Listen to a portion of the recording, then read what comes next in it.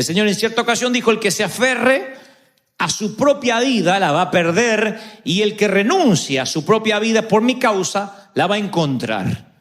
Y esto suena confuso. Si lo lees la primera vez o si alguien te lo predica, dices: ¿qué significa que tengo que perder para encontrar la vida? Nos parece casi una falacia, algo que no tiene mucho sentido. El Señor dice una y otra vez: tú te aferras a lo propio, a los sueños, a tu propia visión, y lo más probable es que no lo alcances. Tú lo dejas, renuncias a eso, y a lo mejor esas bendiciones lo más probable es que te alcancen. De hecho, la Biblia menciona más de una ocasión que las bendiciones alcanzarán al justo. O sea que eso me da la pauta, la metáfora de que el justo está caminando y la bendición viene por detrás y le pisa los talones. No es que uno va tras las bendiciones desesperados, sino que las bendiciones siguen al justo. Que tú tendrías que ocuparte de los demás y Dios se ocupará de tu viña. Tú te ocupas de la viña ajena y Dios se ocupará de los tuyos. Eso es lo que las Escrituras nos dicen una y otra vez. Claro, cuando yo lo predico así, uno puede decir rápidamente amén, pero después hay un abismo entre el amén y llevarlo a la práctica, porque por naturaleza somos egoístas. Un famoso médico, el psicólogo Bernard Rimland, obtuvo su doctorado hace muchos años en una importante universidad y se iba a dedicar a la carrera para la cual había estudiado, y 3 años después, en 1956, le nace un niño, tienen un hijo con su esposa llamado Mark, con autismo. En 1956 el autismo era no una enfermedad, una anomalía, un síndrome raro. Si bien dicen que el autismo existió toda la vida, esta era la primera vez que a un científico o a un médico se le daba la particularidad de tener un hijo que padeciera este síndrome. El autismo, en palabras prácticas, es alguien que vive ensimismado en su mundo. Dicen que con una vida interior tan intensa, el autismo no es poco inteligente, sino que tiene una vida tan profunda interiormente, tan intrínseca, que no puede conectarse con el mundo exterior. Entonces la imagen que nos viene a la mente de un autista es un niño o un adulto en un rincón de la sala haciendo movimientos repetitivos y sin poder decir si tiene hambre, si quiere ir al baño, mucho menos expresar sentimientos. Los autistas, por lo general, cuando están en un nivel muy avanzado, no pueden mantener relaciones afectivas. Este médico tiene un hijo y se da cuenta inmediatamente que el bebé no responde a los estímulos normales de otros bebés. Entonces tiene que parar su carrera, ponerla en stand-by o su profesión y empezar a estudiar esta anomalía. Y empieza a notar que su hijo es autista, autónomo de las relaciones, que vive su propio mundo, pero que anímicamente, que emocionalmente no se puede conectar. Así que escribe el primer libro en 1950 y casi 60, su primer libro respecto al autismo, disponible en cualquier librería o en Amazon hasta el día de hoy. Y estudia este caso y hace una fundación, una non-profit, para ayudar a niños que sufren autismo. Más tarde se descubriría el síndrome de Asperger, que es un autismo de alto funcionamiento. Pero en el camino, este científico hace un experimento motivado por su hijo que arroja luz a esta verdad, la más paradójica de todos los tiempos, que para encontrar la vida la tienes que perder. Él le pide en la universidad donde enseñaba a 215, 216 alumnos que escriban en un cuaderno, en un folder, los nombres de 10 personas muy conocidas por ellos. Necesariamente no tenían que ser sangre, podían ser parientes o amigos. 10 personas que conocieran bien. Luego les piden en el segundo paso que de esas 10 personas pusieran quién les parecían que eran personas felices, nice, con buena onda todo el tiempo.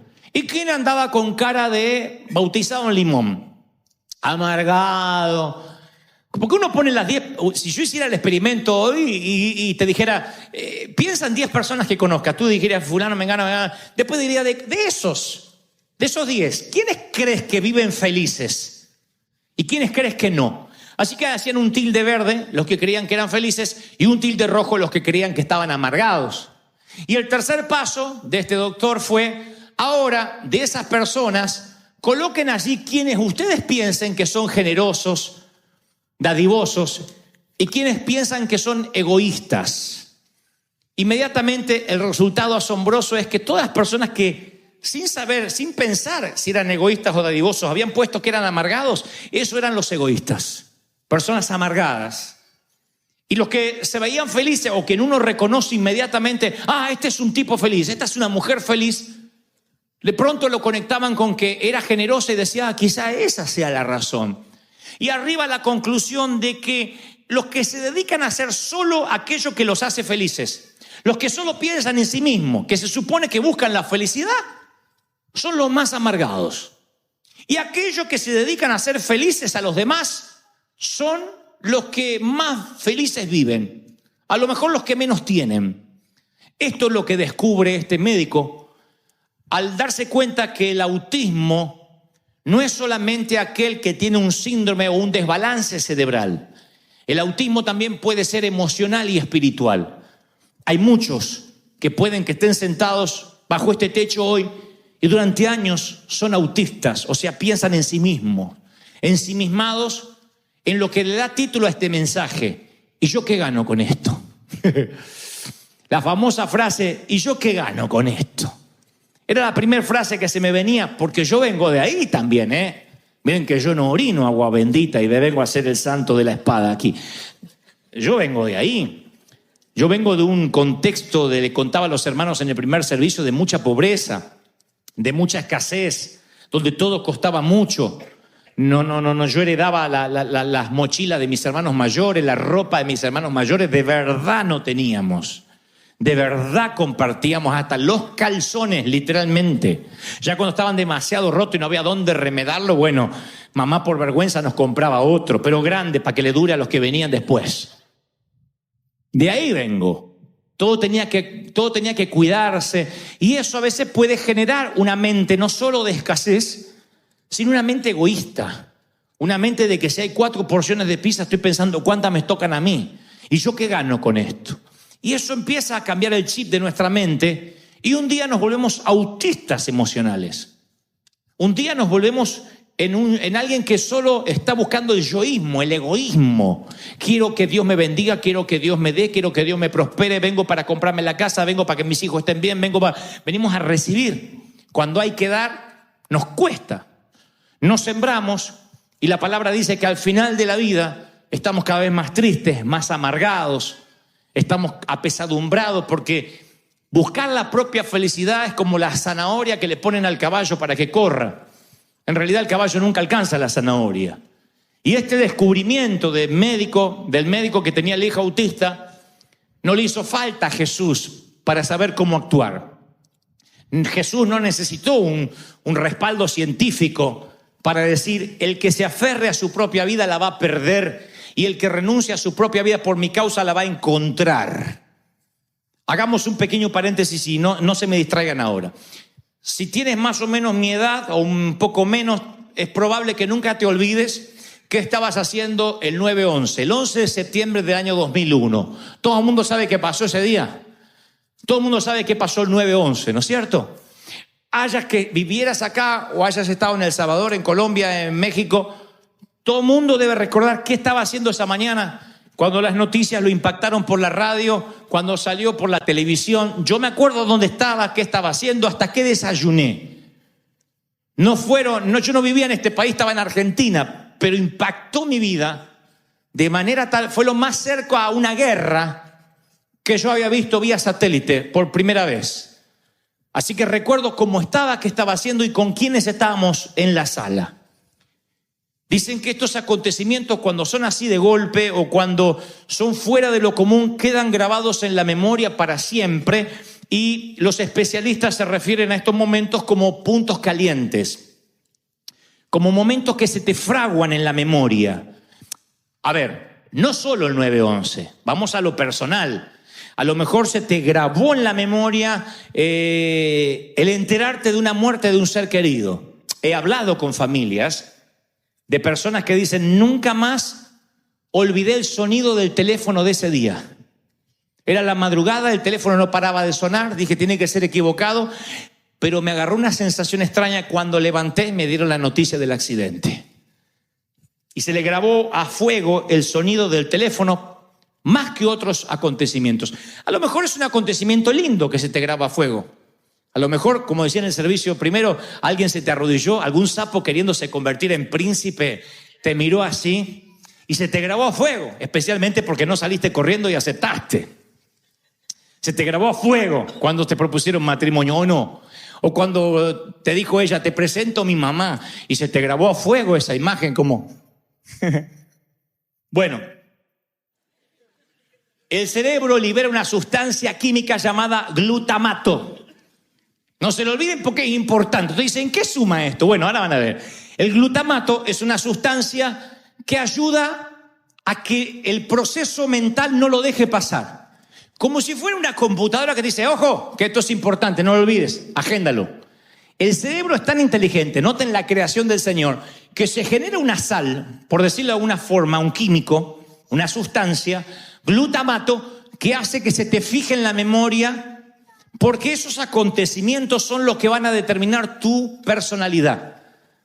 Los recuerdos suelen ser, dicen los científicos, viajes en el tiempo, porque uno, a cómo reaccionó en el pasado, es como se prepara para reaccionar en el futuro ante un caso similar, mejor o peor.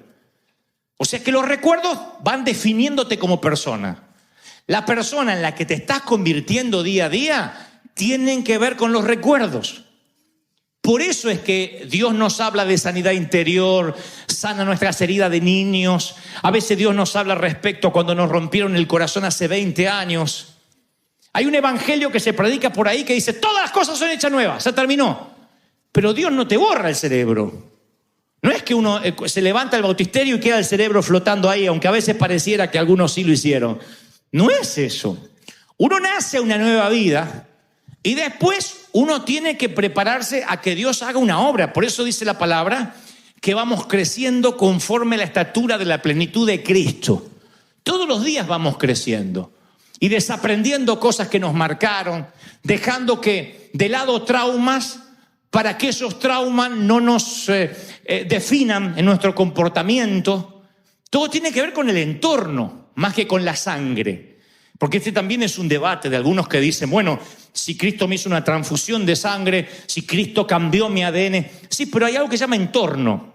O sea, se creía hace muchos años que si adoptabas un niño, hijo de delincuentes, por ejemplo, una mamá que estaba en la cárcel, papá que estaba en las drogas, y dejaban el bebé, lo daban en adopción. Tú agarrabas al bebé, lo adoptabas, y se creía que ya traía la delincuencia en la sangre. Entonces uno decía, no, ¿y cómo es el papá? ¿Y cómo era la mamá? Y tarde o temprano va a mostrar la hilacha. Pero después se descubrió de que no, el poder del entorno es cómo ese bebé se va a crear. Si a ese bebé le dan amor, contención, valores, no importa lo que fluya por su sangre, el entorno suele ser más fuerte.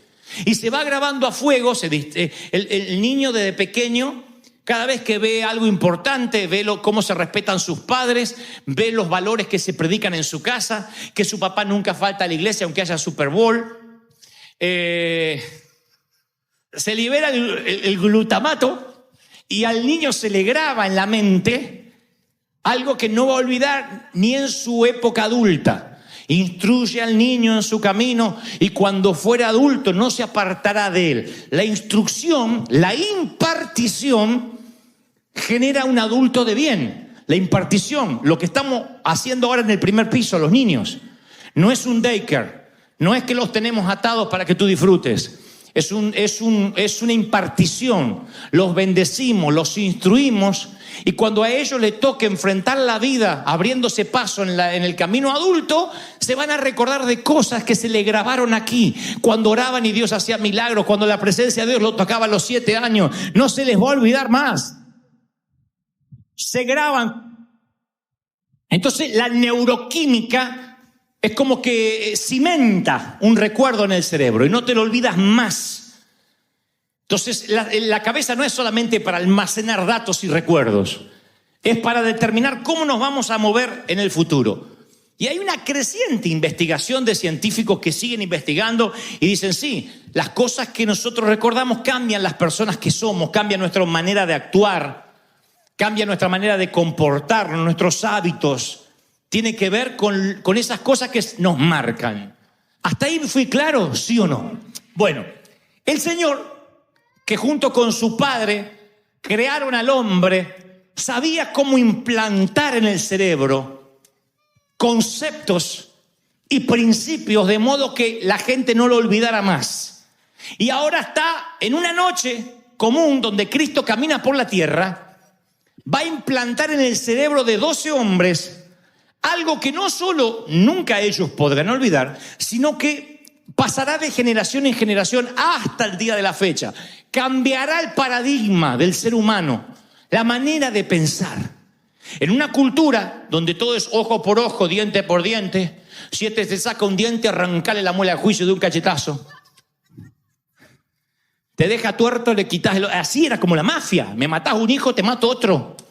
Donde todo era justicia. Y eso, ustedes saben que la venganza es dulce y a veces embriagante. Es un plato que se come frío, dicen algunos.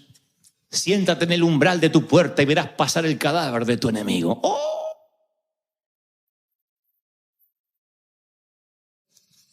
Bueno, esa sed de justicia que todos tenemos era muy acentuada en Medio Oriente porque estaba condonada, o sea, dicha por Moisés. Y el Señor, en una última cena, los reúne, para los que no lo saben, en un primer piso, según los historiadores, muy cerca del estanque de Siloé, una última cena en Jerusalén. A los muchachos va a ser algo que literalmente se va a quedar grabado en sus memorias para siempre. No tanto en lo que el Señor dirá, sino en lo que va a ocurrir en esa cena. La mesa que los reúne es lo más lejos de la pintura que ustedes han visto de la última cena de Da Vinci, porque las mesas eran de unos 45 centímetros y tenían que los comensales estar en derredor de la mesa, como se estila también ahora en Oriente, en algunos sitios, sentados sobre cojines. Los occidentales no hacemos mucho eso. Creo que nos agarra así un dolor, no nos bajan los ravioles y estamos así. Por eso están acostumbrados a sentarse de lado, lo han visto en las películas así, comían los césares. Las mesas son chiquitas y en derredor de esa mesa tienen que sentarse los muchachos. Usan sandalias, estuvieron todos los días con el pie al aire, así que el que menos huele a pata te manda al hospital nada más del olor. Y ahí hay una palangana, conocen la historia, hay una toalla. En la escala humana, en el ecosistema humano, en la escala alimenticia social de aquel entonces, el esclavo era el último de la lista y era el que se ocupaba de estos menesteres, de lavar los pies. Así que Jesús esa noche le dirá, entre otras cosas, que cada vez que coman el pan, que beban el vino, lo hagan en memoria de él. El Señor estaba muy interesado en que la memoria de ellos se les implantara un chip con una nueva manera de pensar. Y lo que más les impacta a estos tipos es que Jesús se pone a lavar los pies uno por uno, uno por uno.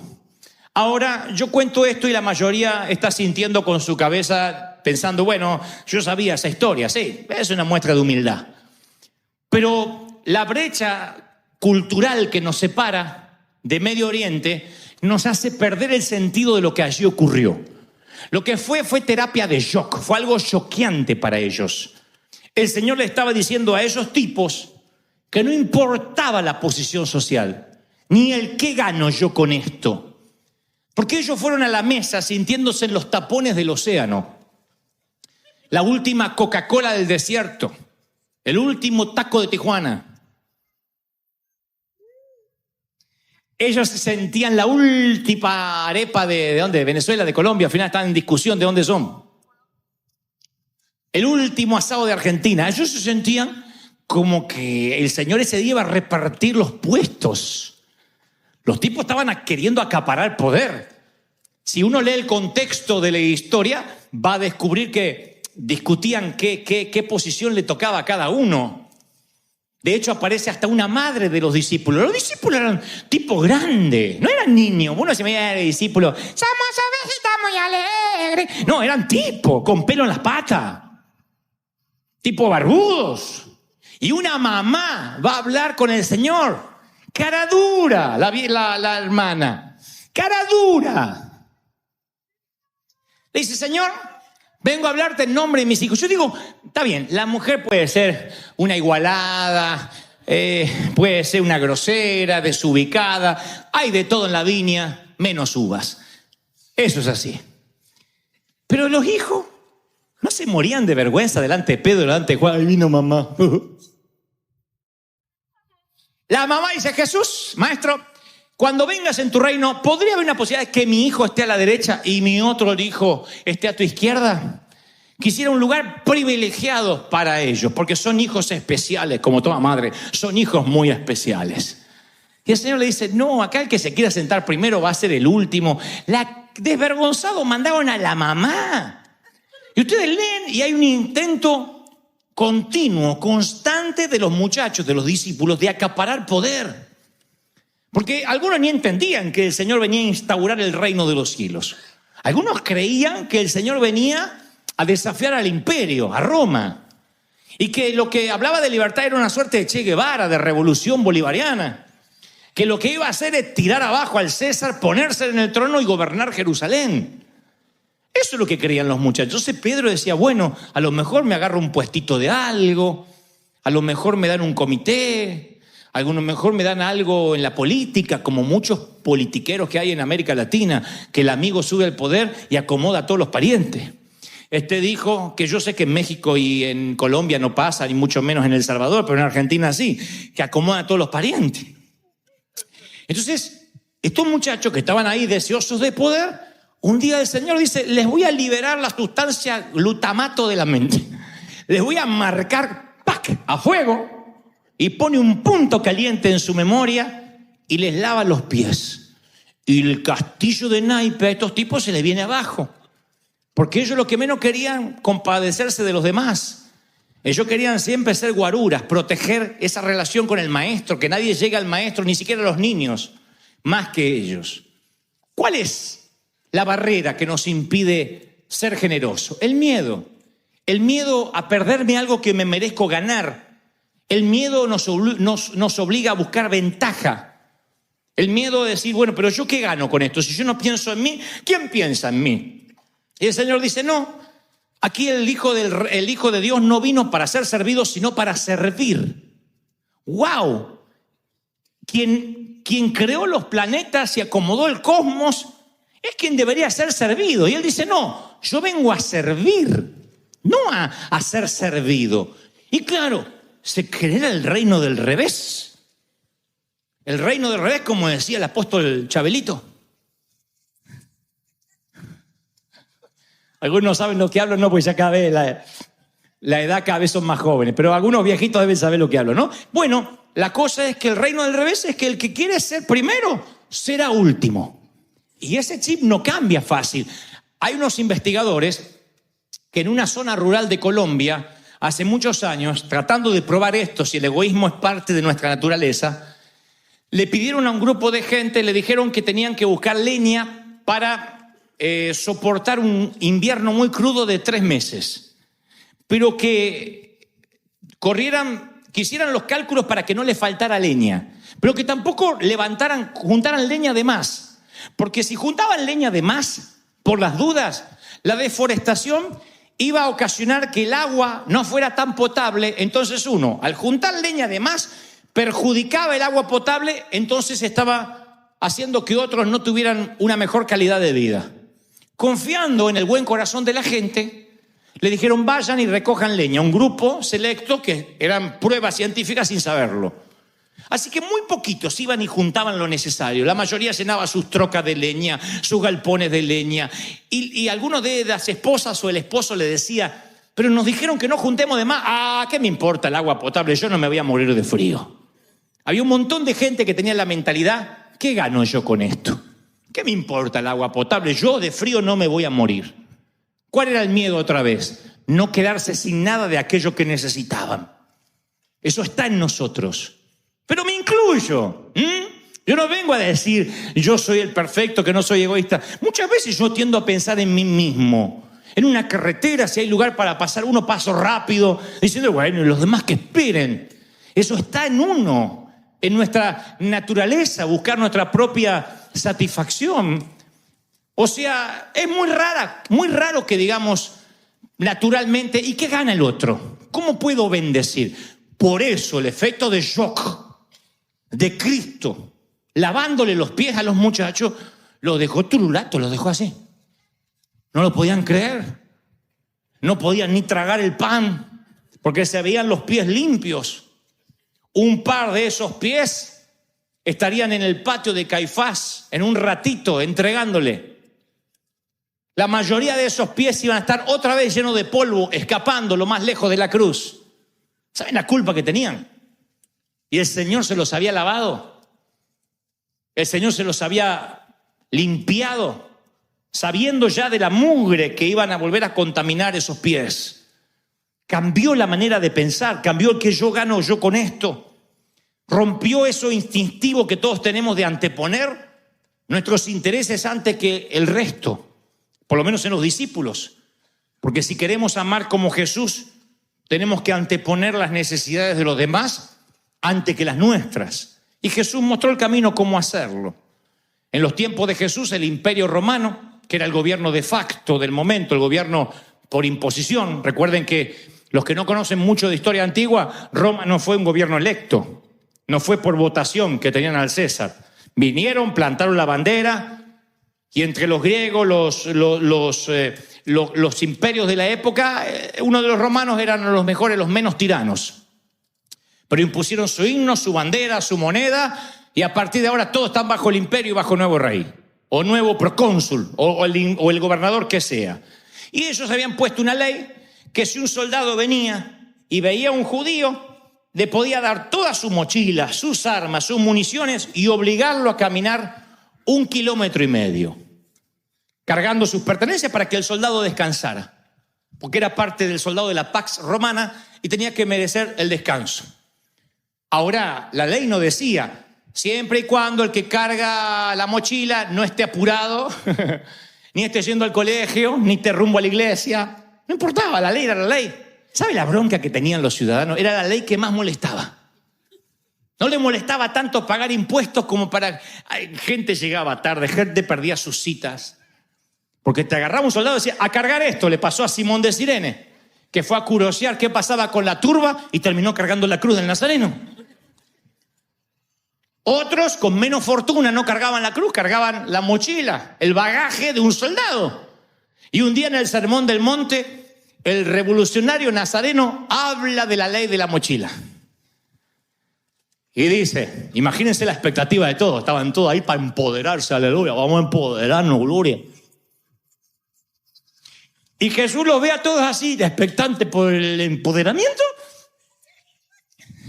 Y Jesús dice, si un soldado te pide que camines 1,5 kilómetros, ¡amén! Pensaban que lo que venía es, dile, tu abuela. Libertad, libertad. Pero él dijo, si te pide 1,5 kilómetros, camina 3. No fue un sermón de empoderamiento. El Señor necesitaba que las necesidades de todos, porque ahí estaban todos los creyentes ovejas, dadme, bendecidme, ungidme, mandadme, prosperadme.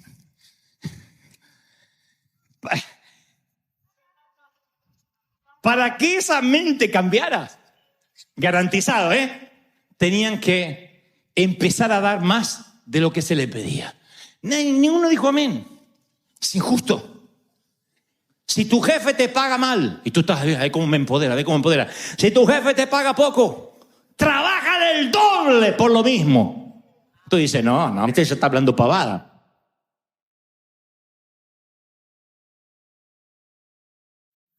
Pero lo que pasa es que nos perdemos por la cultura, por la diferencia abismal, nos perdemos lo que el Señor quiso decir. Eso no fue divertido. Ahora nos suena así, todos damos la milla extra. Esto era una milla extra de verdad. Era caminar cargando una mochila 3 kilómetros. ¿Sabes lo que son 3 kilómetros? Cuando tienes cosas que hacer, porque el Señor te pide ahora que hagas doble. ¿No es eso ver al Señor como un pusilánime? ¿No se supone que este tipo nos tiene que liberar del pie romano? ¿No nos tiene que sacar a Pilatos de encima, al César? Y nos está diciendo que seamos unos lambiscones, que cuando nos digan 1,5 kilómetros hagamos 3. Yo tengo una palabra similar hoy para la iglesia de River. Cuando tengas que pagar impuesto al IRS, págale doble.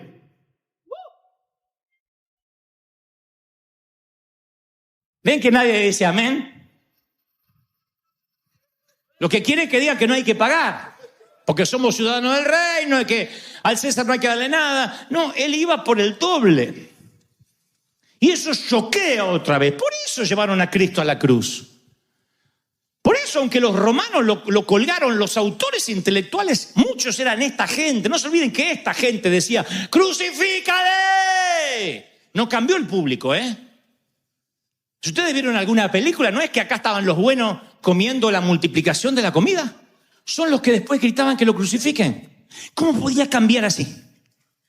¿Cómo podía cambiar la animosidad de la gente? Es que se iban a la casa pensando, no, viejo, ¿vos escuchaste lo que dijo? Yo no voy a caminar 3 kilómetros, tu abuela.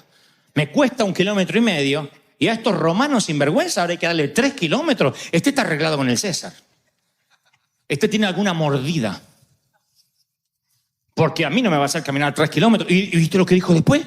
Que si alguien te hiere una mejilla, le des la otra. No, me gusta más el diente por diente de Moisés. Empezó a cambiar y tirarle abajo todo el castillo que ellos habían construido de naipes. Se lo sopló. Y el egoísmo empieza a revolcarse.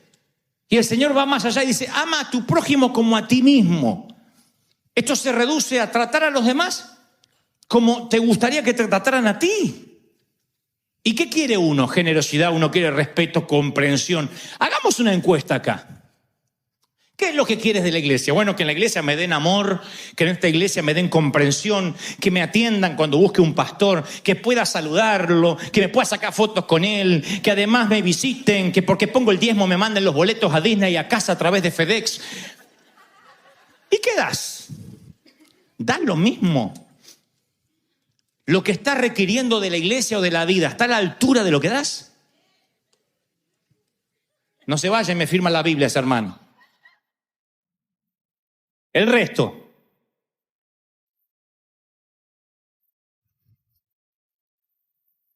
¿Está a la altura de lo que das? Porque nosotros reclamamos cosas al Señor. Leí un meme por ahí que hay en internet que dice, si yo le hubiese hablado a mi padre, como a veces algunos le hablan a Dios, ya me habría partido la boca. Reclamo, exijo, tomo, pacto, lo tomo, lo agarro, es mío, ahora es mío. Y unas cosas que nuestro padre hubiese dicho, ¿qué querés que te parto la boca? Porque somos de pedir, pero nos cuesta dar.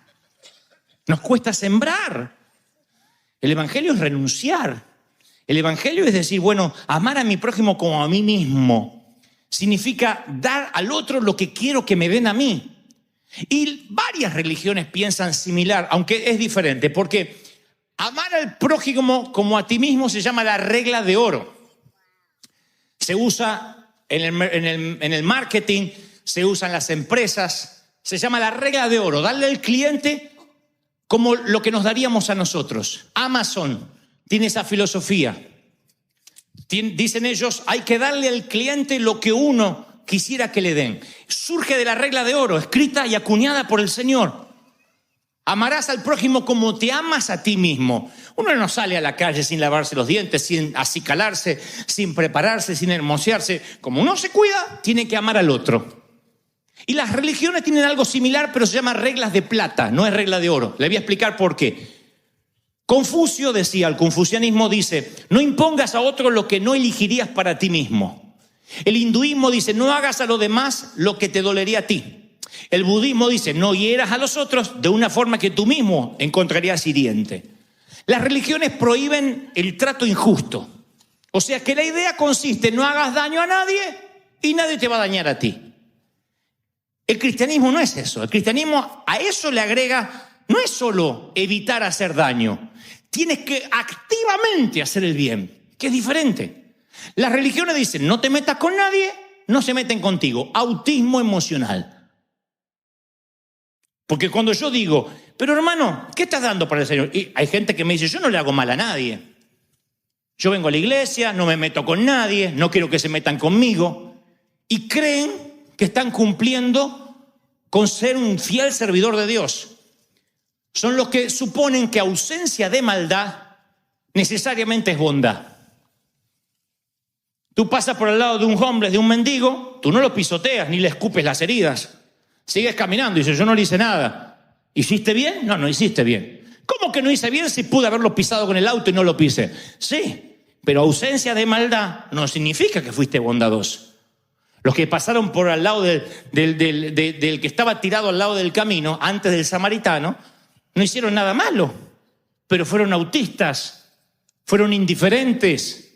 Y la indiferencia es más grave que el pecado. Yo te voy a decir algo, mira, para que se le suelte el glutamato de la cabeza y se le grabe. En la iglesia siempre nos dijeron, esto es pecado y esto no es pecado. Entonces por años veníamos a la iglesia, no adultere, no fornique, no sea envidioso, toda esa, no mienta. Pero muy pocas veces nos dijeron que es muy grave o tan grave violar principios. Hay gente que no peca, pero viola principios todo el tiempo, me consta. Conozco un hombre que es muy puro, es un hombre que come santo y defeca diablos. Es purísimo, él no se equivoca en nada. Las hermanas tienen un túnel en la cabeza. Él tiene el pelo como se debe usar. Siempre con corbata, se baña con corbata, me consta. Pero no honra a su padre. Viola un principio. Es egoísta. No siembra. Viola otro principio. Y esos principios no necesitan al diablo ni a Dios. Por sí mismo van generando el efecto colateral. Por eso dice, siembras viento y cosecharás tempestades. Porque por sí mismo, cuando violas un principio, te traes y te acarreas maldición. Ni se tiene que meter el diablo. Por sí mismo. Cuando tus hijos ven que uno miente, que le mientes al gobierno, que le mientes a la iglesia, que te escondes para no atender a los acreedores, estás sembrando un principio en ellos de mentira. Esos hijos van a vivir en la mentira. No necesitaste pecar. Tú puedes decir, pero yo no fui mal padre. No, pero tu ejemplo gritó más fuerte que los sermones que les dabas en la mesa. Los principios que se violan son más graves a veces que el pecado, porque el pecado tiene redención rápida. Ay, metí la pata, voy a orar, Señor, perdóname, dijo el rey David. ¡Bum! El perdón vino sobre él. Y cuando uno viola principios, cuando uno es egoísta, cuando uno no siembra, cuando uno le roba a Dios en los diezmos, ¿está pecando o no? No técnicamente, pero está violando principios, de modo que se autoacarrea maldición. Y uno de esos principios es carecer de empatía. Decir, bueno, yo comprendo a los demás, pero la comprensión no basta, hace falta empatía. Yo lo dije hoy y lo diré otra vez. ¿Qué es comprensión? Que yo veo un tipo ahogándose y le tiro un salvavidas. Eso lo hace cualquier persona con un alma noble. Si tienes un salvavidas, me ahogo, le tiro un salvavidas. Eso es comprensión. En términos evangelísticos, yo ya traje uno a la iglesia, ahora que le predica el pastor. Tampoco voy a andar de niñera. Le tiro un salvavidas y que llegue a la orilla como pueda. ¿Qué es la empatía? Hay un tipo ahogándose y me tiro al agua con él, al agua fría, nado con él y lo llevo hasta la orilla. Y me aseguro de que si trago agua la escupa, de abrigarlo, de disipularlo. Esa es la empatía. Me pongo en su pellejo. Es ponerse en el zapato del otro. Y mi querido, te cambia. Cuando tú te pones en el zapato del otro, ya nunca más vuelves a ser como antes. Yo te lo aseguro. Ves todo de una perspectiva diferente. Es fácil decirle, ¿viste? Aquel matrimonio, el hijo, le salió gay. Pero si te pones en el zapato del muchacho o de los padres y dices, ¿y si me pasara a mí y a mi hijo? ¿Cómo lidio con esta situación? Te cambia la perspectiva, ya no condenas. Por eso cuando ustedes vean predicadores o iglesias que condenan, lo que les está faltando es empatía. Dice que comprenden a los pecadores, como aquel que ya no peca más. lo cual es una mentira. Todo el mundo seguimos pecando. Yo comprendo a los que están en pecado. No, tú no los comprendes, tú eres tan pecador como el resto. Entonces lo que necesitas es empatía. Cuando tú ves a alguien que se divorcia, lo primero que decimos en una mesa familiar, y se veía que no estaban bien. ¿Qué? ¿Me van a decir que esos matrimonios que andan todos acaramelados y enroscando así como caracoles, les va bien? Vamos, che. No, es que se veía que no se daban cariño. ¿Saben cuánto se dan cariño en público y se matan en privado? Dime de qué presumes y te diré que escaseas. Entonces de repente cuando uno se entera que un matrimonio se divorció, en vez de ponerse en la piel de esa gente que a lo mejor venía sufriendo, que a lo mejor no se amaban, que a lo mejor era un infierno la casa y los hijos lo estaban viendo, ¿qué hacemos? Los condenamos, divorciados. Porque yo tengo un matrimonio para toda la vida. Y nos ponemos en un pedestal ridículo hasta que nos pasa. Y yo siempre digo que no tengas que tener una temporada en la cama de un hospital para entender a otros que sufren. Que no te toque despedir a un ser querido en tu propio cementerio para entender a otros que sufren la muerte de alguien que se va. Que no condenemos a aquel que diga, viste, se le murió en un accidente fulano, debieron estar fuera de la voluntad de Dios. Es que cuando uno hace las cosas mal, pasan esas cosas. Yo era de esas iglesias. Si te pasaba algo malo, el diablo te había agarrado porque te había sido de la protección de Dios. Nada más antibíblico que eso. Porque entonces, ¿qué hacemos con los discípulos que fueron aserrados, decapitados, colgados, torturados?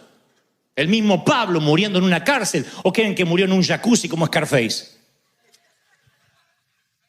¿Qué hacemos con esta gente que dio la vida por el Señor, que renunció a su propia vida para ganar la vida eterna? No significa que necesariamente seremos mártires, pero necesita que entendamos el Señor, que si no empatizamos, nunca vamos a entender la gracia. Nunca. Yo tengo que verlos a ustedes como hijos. Cuando uno de ustedes me dicen, estoy en este problema, metí la pata, es Brian, es Kevin, es Jason, es Megan, que me vienen a decir, papi, estoy atado a pornografía, papi, estoy embarazada, es uno de mis hijos.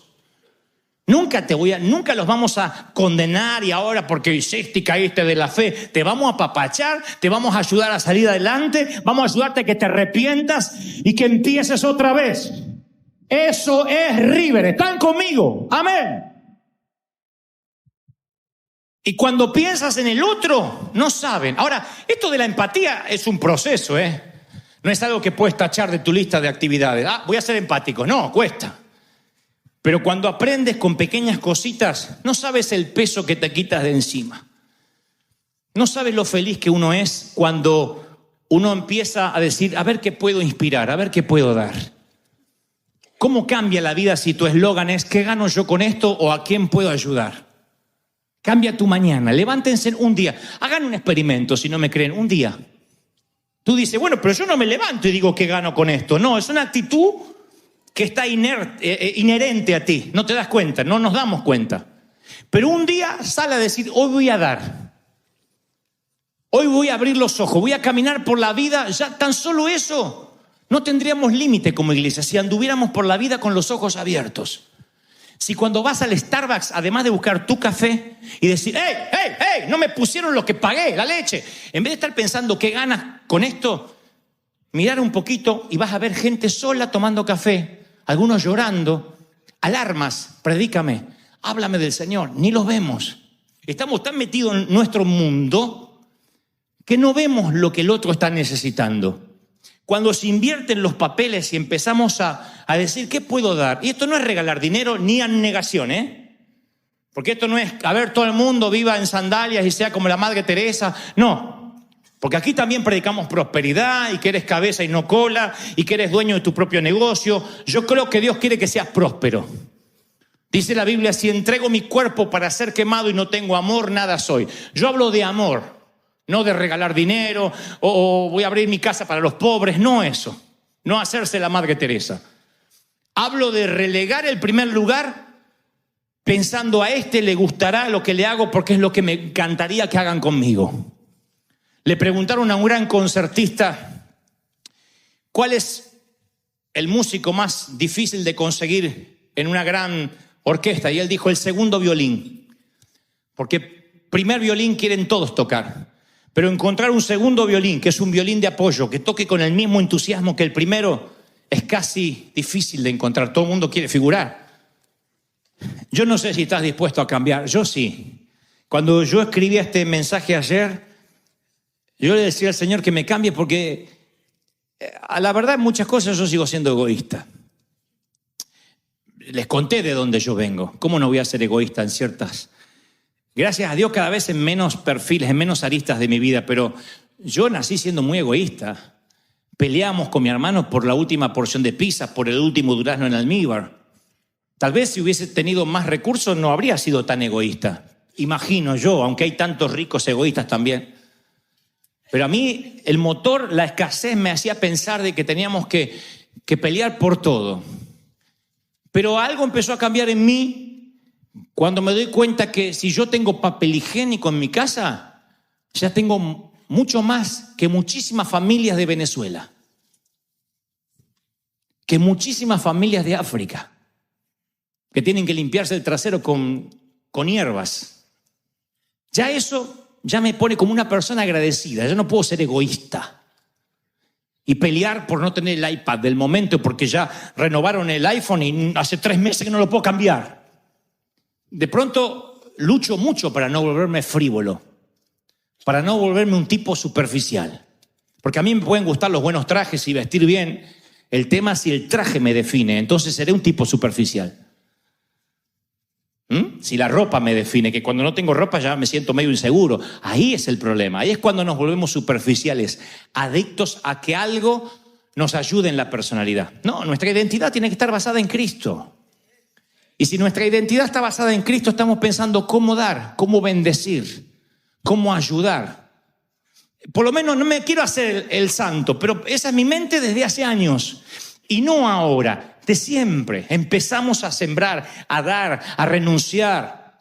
Por años no tener una casa propia y sembramos en cruzadas y en eventos. Pero yo sabía que estaba construyendo una mansión en los cielos. Yo sabía que estaba ganándome el beneplácito de mi Dios, que Él me abría puertas. Y no crean que Dios me ha usado hasta la fecha porque lleno o aplico mejor que otros. Porque una vez en Uruguay, hace muchos años en Montevideo, yo fui a predicar a una reunión de hombres de negocios y cuando termino de predicar, estoy hablando de hace 18 años atrás más o menos, me dicen que vino en un avión privado un bishop, un obispo de Brasil, con una palabra para mí. Así que yo dije, a lo mejor no solo trae palabras, sino dinero, ya que tiene avión. Y me dice, rentó el penthouse del hotel y ahí te espera. Vino especialmente. Eso fue la honra más grande que jamás yo he tenido hasta la fecha. Un tipo que se subiera a su avión privado, por muy millonario que sea, para darme una palabra y subirse al avión de vuelta y volverse. Y llegó a Montevideo porque sabía que ahí me ubicaba, en los tiempos donde no había redes sociales. ¿Cuál iba a ser el mensaje que me iba a dar? Uno que iba a echar por tierra mi egoísmo para siempre. Me dolió. Me dijo, muchos hijos míos, servos, dejaron de oír mi voz porque les bendije financieramente. Y dejaron de orar y de tener fe porque les di dinero. Tú nunca tendrás dinero propio. No me olvido más. Se me soltó el glutamato así, pa. Se me marcó. Nunca tendrás dinero propio. Si lo necesario, nada te faltará. Pero nunca acumularás en tu cuenta personal nada. Solo para el mes. Así será hasta que yo te venga a buscar. Así que esperanza no tengo. Pero tú serás alguien que le doy cuenta corriente en los cielos. Escribe el cheque que quieras para mi reino y yo lo respaldo. Escribe el cheque y yo no me olvido más. ¿Qué creen? ¿Que me sentí pobre o rico? En términos egoístas, nunca iba a poner en mi cuenta bancaria y decir, mirá los ceros que tengo. En términos del reino me dijo que si era para bendecir al resto, que escribiera el cheque que quisiera. Cuando Dani tenía que escribir el cheque para Disneyland, me dice, no tenemos ese dinero. Y entonces yo voy a mi memoria y me remonto a Uruguay. Y allí Dios me marcó y me dijo, escríbelo. Y yo le digo, a ver, ¿me estoy comprando una casa yo o es para predicar en Disney? ¿Esto es para comprarme un auto yo o es para predicar a los inconversos? Es para lo segundo, para predicar a los inconversos. Escribe, Dani, que el respaldo va a estar. Y damos el cheque y el respaldo aparece. Hasta ahora ni un solo día ha fallado el Señor. Miren cómo Dios bendice y bendice a lo grande. ¿Cuántos quieren esta unción hoy? ¿Lo quieren? ¿De verdad que lo quieren?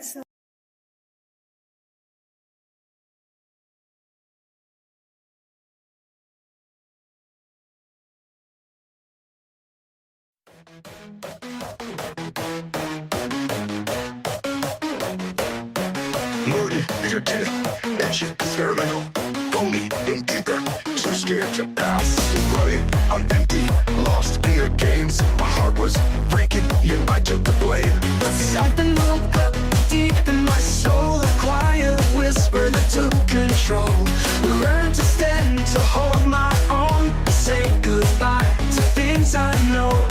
Oh, the power I know, it set me free. Letting go of what wasn't meant for me. Found my voice, my strength, my own way to grow. Oh, there's beauty in the power of no.